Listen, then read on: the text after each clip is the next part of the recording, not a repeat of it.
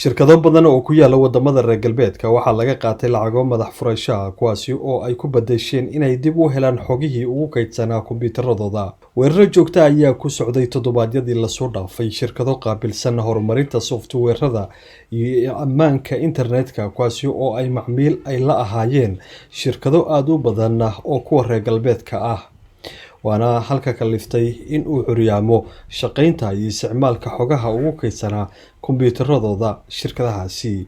dabayaaqadii bishii lasoo dhaafay waxaa la beegsaday shirkado ka shaqeeya IT-ga, taasi oo ay ka mid ahayd shirkadda Kaseya oo uu fadhigeedu yahay Florida, Mareykanka, taasi oo kaliftay inay wargeliso shirkado badan oo iyagana ka shaqeeya arrimaha tiknoolajiyadda oo ay macmiil u yihiin dukaamo, kaalimo shidaal iyo ganacsiyo badan oo ku yaala wadamada reer galbeedka, gaar ahaan Yurub iyo Waqooyiga Ameerika. Kaseya ayaa ku wargelisay macaamiisheeda iyo macaamiishooda in ay damiyaan dhammaan sistamyadooda si aan loo xadin xogaha ugu kaydsan.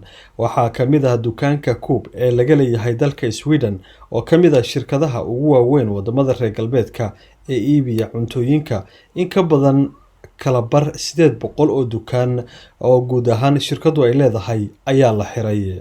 weerarka lagu qaaday shirkadda Kaseya waxaa sidoo kale ay saameysay shirkadda Bitcoin, waxaana koox maafiya ah oo jooga dalka Ruushka ay weydiiseen madax furasho dhan 70 milyan oo dollarka Mareykanka ah si loogu furo oo mar kale ay u isticmaalaan faylashooda macaamiil badan oo ku xirnaa Bitcoin-ka. weerarka kombiyuutarada iyo network-yada waa cabsi sii badanaysa oo adduunka ku soo korortay, taasi oo ka dhan ah hay-adaha dowladaha iyo kuwa sida gaarka loo leeyahay.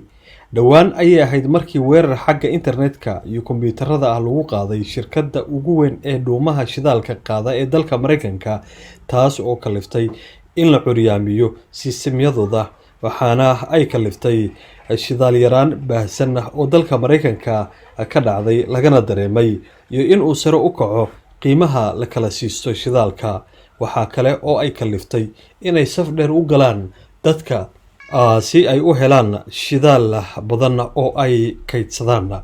sidoo kale shirkadda GPS oo dalka Mareykanka laga leeyahay waa shirkadda ugu weyn adduunka ee soo saarta hilibka ayaa la damiyay sistamkeeda, waxaana ay ka bixisay lacago madax furasho ah si ay mar kale dib ugu soo ceshan lahayd.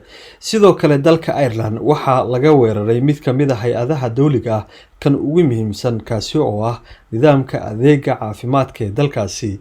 burcadda Rivel oo ah burcadda internetka oo fadhigeedu uu yahay dalka Russia ayaa ah burcadda ugu weyn uguna awoodda badan adduunka ee dhacda xogaha dadka, shirkadaha iyo dowladaha, kadibna waxa ay weydiistaan lacago madax furasho.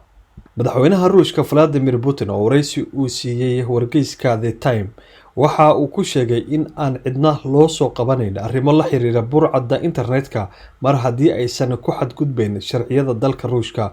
qaababka ay adeegsadaan burcadda si ay ula wareegaan xakamaha xogta waxa ugu weyn in ay soo diraan linkiyo ama dabaro aad ka soo download gareynaysid kombiyuutarkaaga ama aad ku soo shubaysid kombiyuutarkaaga.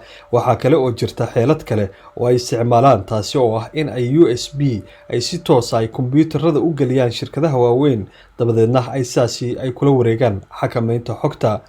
weerarka kombiyuutarada waa mid ka mid ah dambiyada ugu waaweyn ee la galo xilligan.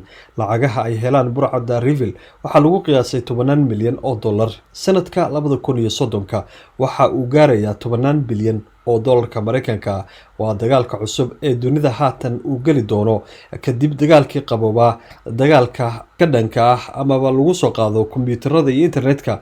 waxaadna moodaa in Ruushku uu si aad ah ugu diyaar garoobay dagaalkan, lamana oga reer galbeedka tallaabada ay qaadi doonaan.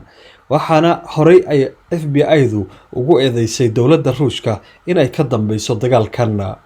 waxaana aan la ogeyn sidoo kale in wadamada reer galbeedku ay ka falcelin doonaan oo ay geysan doonaan dhaca ay sameeyaan maafiyada dalka Ruushka si mida taasi oo ay dalka Ruushka ay xogahooda ay islamada taasi dalka Ruushkana ay xogahooda iyo ammaanka internetkooda ay faragelin doonaan.